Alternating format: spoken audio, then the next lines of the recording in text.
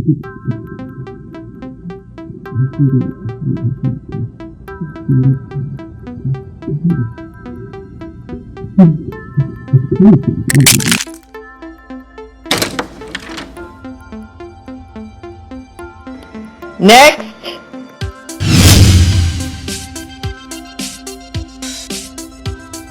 One.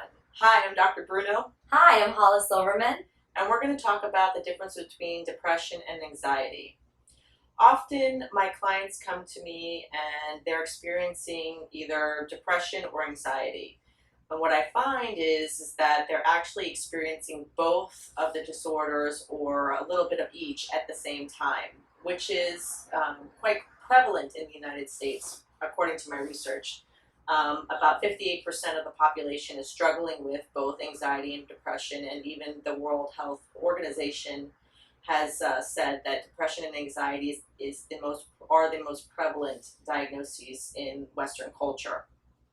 And the reason why they're the most prevalent in the Western and Eastern culture is because but something that happens is the neurotransmitters in their neurological, biological axes become very low due to low levels of serotonin and norepinephrine.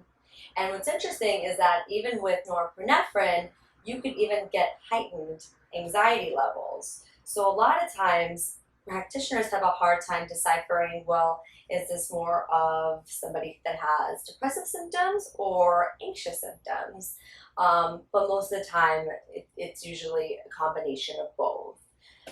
As we've seen, Dr. Bruno, a lot of our patients come in, with both.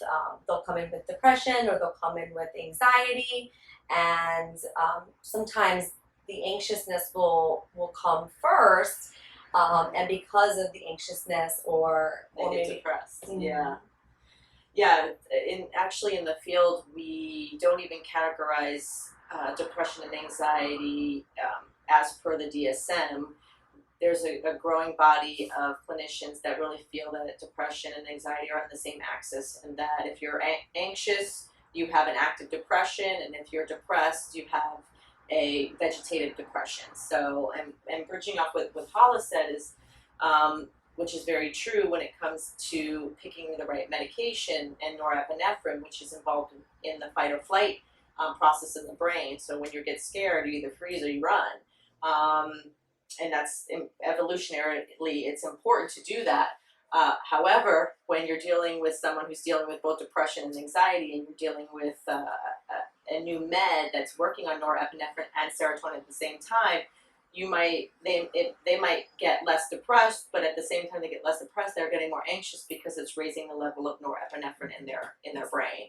So it becomes sort of a Sophie's choice situation, where what can I deal with more better, or what can I cope with better, depression or anxiety?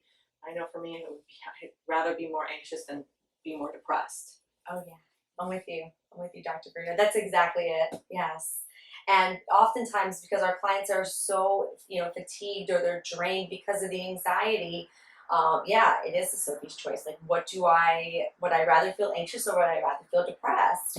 And it's troubling, and it can be really burdensome for our clients. But there are a lot of other coping skills that you can learn to help subside some of those symptoms. Yeah. So if you take some meds, what I really try to work with my clients with anxiety is the behavioral aspect of it, and the cognitive aspect of it. Once their depression lifts, they can work through that. But it's very important that the depression lifts prior to doing those things, because frustration can come about, and when we're frustrated, we shut down. But what's important and is to figure out or to delineate what is anxiety and what is depression, or what are those specific symptoms, even though they overlap, so that when you go to your mental health professional, you can explain as best that you can what you're experiencing, and so you can get the best care. Absolutely. The key symptoms of anxiety include the whole body: fatigue, restlessness, or sweating; behavioral, hypervigilance or irritability; cognitive, racing thoughts or unwanted thoughts. Key symptoms of depression include your mood can be anxious, apathetic, you can be generally discontented, feel guilty, hopeless, inability to feel pleasure, anhedonic, dysphoric. You could have mood swings or just relative sadness. Sleep, you could wake early, you could have excess sleep, you could have intermittent sleep, you could have no sleep. In your body, you can feel too hungry, not hungry enough, feel fatigued, or restless. Behaviorally, you could be agitated, you could be crying all day, you could be irritable all day, you could isolate yourself socially. And cognitive, your concentration will decrease, you might be labored in movement, thought, or speech, and you might have thoughts of suicide and or sometimes homicide.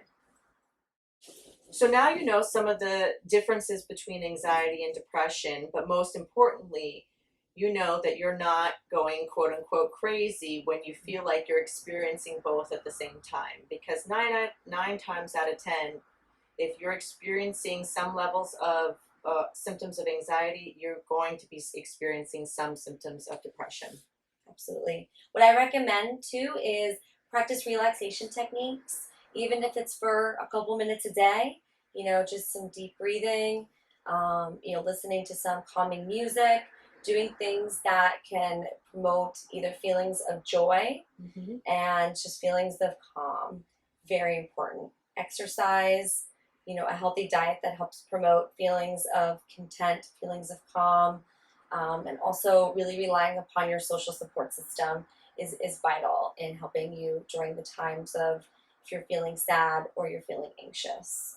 So those are just some of the coping skills out of many that you can use to help you during these tough times. Thank you.